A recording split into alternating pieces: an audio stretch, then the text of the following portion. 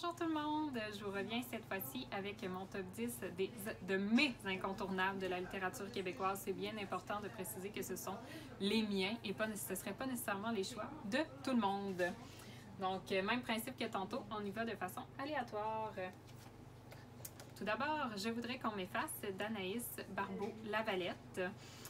Vous la connaissez peut-être plus, Anaïs, pour sa trilogie des femmes, La femme qui fuit, Femme forêt et Femme fleuve.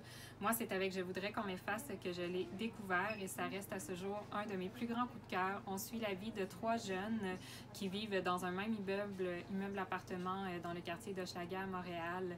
Au travers la drogue, la violence, la prostitution, ces jeunes-là vont essayer de trouver leur voie.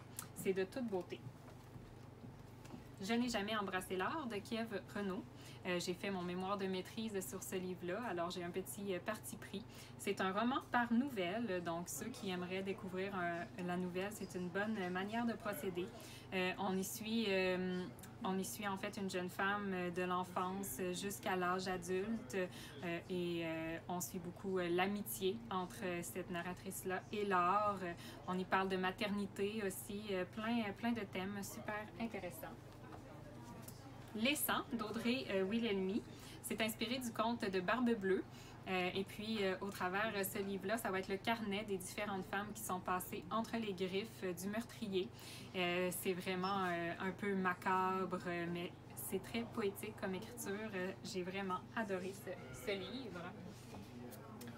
L'Orangerie de Larry Tremblay. C'est un livre coup de poing.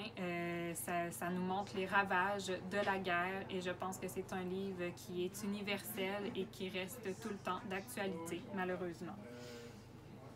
Chercher Sam de Sophie Bienvenue. C'est la vie d'un sans-abri qui a perdu son chien dans la ville de Montréal et qui part à sa recherche parce que son chien, c'est tout pour lui. Et puis, en même temps qu'il le cherche dans la ville, on remonte le fil de ses souvenirs pour comprendre comment il en est venu à devenir un sans-abri. C'est vraiment hyper intéressant. Et puis, c'est sûr que vous allez verser quelques larmes. Hotel Lonely Hearts de Heather O'Neill. C'est une traduction, mais par contre, Heather O'Neill, c'est une Québécoise. Elle vit à Montréal, mais elle écrit en anglais. J'ai aimé tous ses romans, mais celui-là, c'est mon préféré.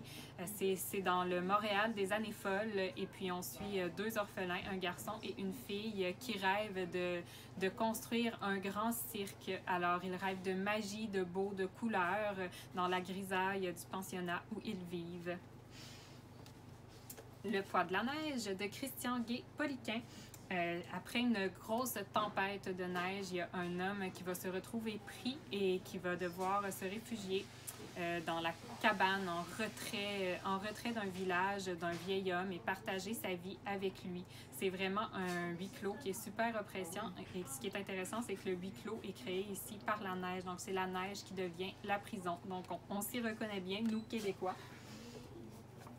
Les villes de papier de Dominique Fortier. Encore une fois, j'aurais pu vous conseiller tous les livres de Dominique Fortier car c'est une autrice que j'adore. J'ai choisi Les villes de papier qui est vraiment une ode à Emily Dickinson. Dominique Fortier va imaginer la vie de cette poète américaine-là. Et puis, c'est tout en douceur. C'est un livre dont on ressort de la lecture serein. Et puis, comment ne pas tomber en amour avec la plume de Dominique Fortier qui a une écriture si précise et si belle. 1000 secrets, 1000 dangers d'Alain Farah, qui a gagné le prix littéraire du gouverneur général en 2022. C'est un roman tout à fait magistral. On part de la journée de mariage du narrateur qui est supposée être la plus belle journée de sa vie, mais qui devient un échec. Et puis on va faire des retours dans le passé et des allées dans le futur pour voir comment sa vie a fait en sorte que cette journée-là ne soit pas ce qu'elle aurait dû être. Et puis c'est un roman qui touche vraiment à l'universalité. Mon Dieu, comment on dit ça? Je sais pas si j'ai dit ça comme il faut, on va dire que oui.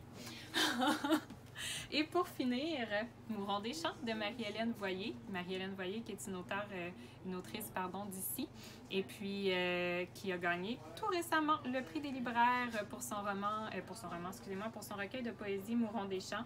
Moi, je ne suis pas une grande lectrice de poésie, mais je trouve que c'est une super belle porte d'entrée pour ceux qui, comme moi, voudraient en découvrir davantage. C'est une poésie qui est très narrative. Ça parle, c'est très accroché à notre territoire ici au Bas-Saint-Laurent. Ça parle d'agriculture, ça parle de générations de femmes, de mères qui n'étaient peut-être pas faites pour être pris dans le carcan dans lequel elles étaient prises dans les années 50 en montant. Donc voilà, ce sont mes 10 grands coups de cœur que je vous conseille pour le 12 août. J'achète un livre québécois. Merci!